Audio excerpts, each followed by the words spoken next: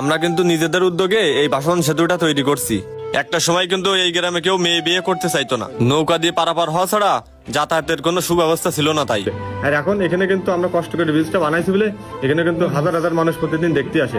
এটা দর্শনীয় স্থান হয়ে গেছে।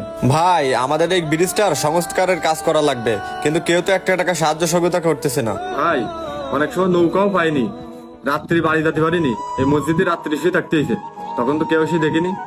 স্কুল কলেজের ছেলেমেয়েরা এখন ফ্রিতে ভালোভাবে যাতায়াত করতে পারে। ভাই, আমাদের এই গ্রামের মানুষের কাছ থেকে আমরা যাতায়াতের কোনো এন্ট্রি ফি নেই না। আমাদের গ্রামের মানুষের এক সময় অনেক যাতায়াতের দুর্ভোগ ছিল, ভাসমান সেতুটা হওয়ার পর থেকে আমাদের এই দুর্ভোগটা কেটে গেছে। তাহলে তো ভাই আপনারা বুঝতেই পারলেন যে আমরা কতটা কষ্ট করে আমরা এই সেতুটা নির্মাণ করেছি। তাহলে ভাই আপনারাই বলেন, তাহলে আপনারা কেন টিকিট নেবেন না? ভাই, তাহলে তো আপনাদের আগের জীবনটা খুব কষ্টে গেছে। ভাই, কষ্টের কথা বললে কিন্তু শেষ হবে না।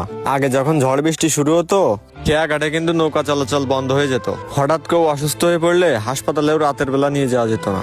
ঝড় বৃষ্টির সময় নৌকায় তাড়াহুড়ো করে পার হতে গিয়ে অনেকেরই কিন্তু প্রাণ গিয়েছে। এই খাই রে, ঝামেলা করিস রে, টিকিট রে, এই মেলা টাকা খরচ হয়েছে।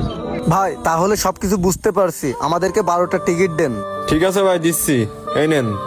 এই সবাই, ভাই, একটা সময় কিন্তু এই গ্রামে বিয়ের জন্য কেউ সম্বন্ধ করতে আসতো না। প্লাস্টিকের ড্রাম দিয়ে সেতু তৈরি করার পর থেকে প্রতিদিন হাজার হাজার লাখ লাখ মানুষ এই ভাসমান সেতু দেখার জন্য ছুটে আসে। ভিডিওটি ভালো লাগলে সবাই শেয়ার করবেন।